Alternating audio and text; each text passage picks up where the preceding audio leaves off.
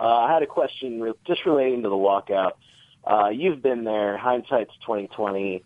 You've talked about all the things. It's the one regret you had in your illustrious career. It was not walking out. First of all, what advice do you have for CM Punk at this point? And if you're CM Punk, what do you do?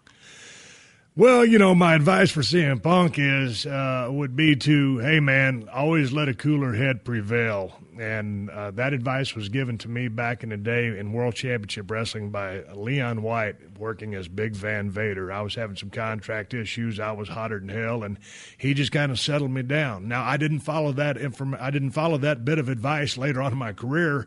I made many knee-jerk reactions. But, you know, nonetheless, I think CM Punk – obviously frustrated with the storylines, obviously frustrated with what's going on there, not just with what, the situation he's in, but overall as far as the big picture. And, he kind of took his ball and went home. So I would say, hey, man, you take everything you do in life, it becomes very personal, whether it's your job, CM Punk's job, or anybody's job. And finally you get so fed up, you just take your ass home. So at the end of the day, man, when you've got a lot of miles left, on your career, I think you just relax, let everything settle down, have a talk with the old man, being Vince, get on the same page, and get your ass back to work. There's only a small window of time in a pro wrestler's life, and I think, you got to be productive and make that money while you can. And things aren't always going to go your way. Going back to when I walked out, I'd been running hard, and I was always the first guy in the building and the last guy to leave, and I was having a blast.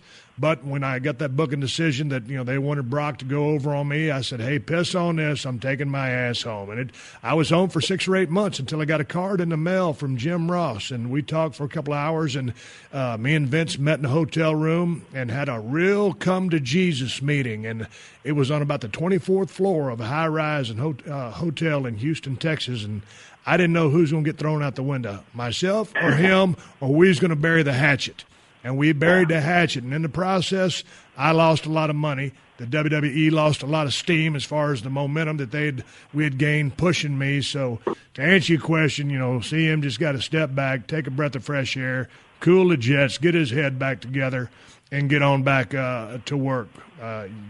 Again, you breach your contract. They kind of had me. I couldn't do anything other than ride my contract out, and I didn't get any checks being sent to my mailbox during this whole time. So I lost a shit pile of money. CM Punk probably is too. And sometimes things don't go your way at the job or in life, but you got to deal with them. So I say, have a meeting with Vince, and get back on track and get back in the storyline and go to WrestleMania 30. Fulfill your contractual obligations, and then if you're then unhappy, move on down the road and do something else. What do you think you should do? Personally, I think the guy, clearly there's similarities and differences between both y'all's walkouts.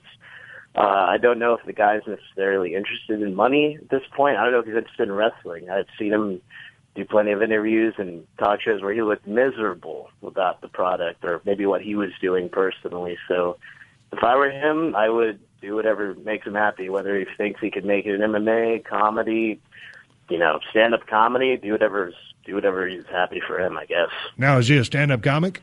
I don't know. It makes me laugh. You make me laugh. You should do stand-up comedy.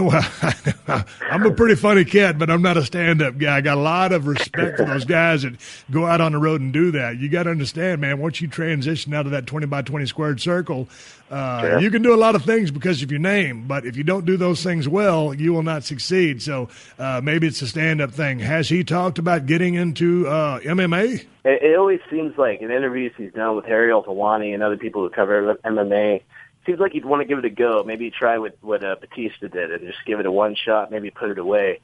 Maybe he uses that notoriety, get him on UFC, and watch him get his ass kicked. Either way, it's people. Man, I tell you what, a work environment is a whole different ball game from a shoot environment. Sure. And I think, when Batista kind of forayed into that, he did it more or less as a hobby.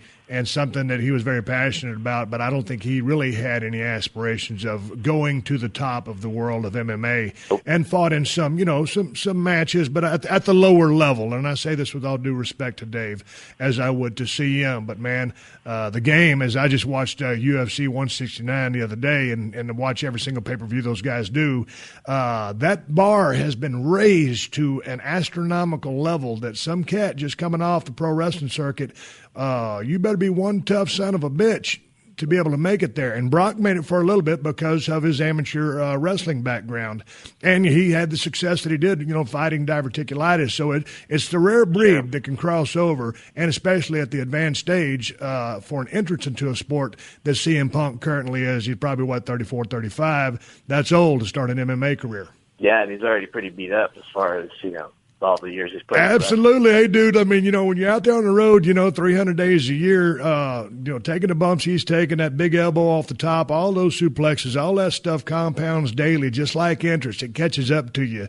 So it's not like he's a spring chicken. With that being said, he's got a lot of miles left in the tank, whether it's pro wrestling, and I hope he goes back to that. I know that he's very passionate about the business, and because he's so passionate about the business, sometimes that makes you so damn hard-headed and stubborn that you're, so far in the forest that you can't see the trees. And, maybe enough time away, we'll give him a time to clear his head or whatever, because I haven't talked to Punk and I don't know exactly what's going on. But seemingly it's burnout. I know for me, I thought that I was being fucked with. I thought that they were trying to take me down a notch. And I just got fed up. Being a number one guy, when you get in a position that you can draw money and they want you to lose, and you're trying to protect your job, your spots, your ass, everything, sometimes you lose sight of the big picture. I handled my situation in the worst way possible by getting on an airplane and going back to San Antonio and sitting on my ass for 8 months. So anyway, we'll see what happens with Punk. We got a couple of months build up before we get to WrestleMania 30. I'm on the optimistic side. I think CM Punk will be there. I may be wrong. I'm giving you the straight-up truth because that's what I know.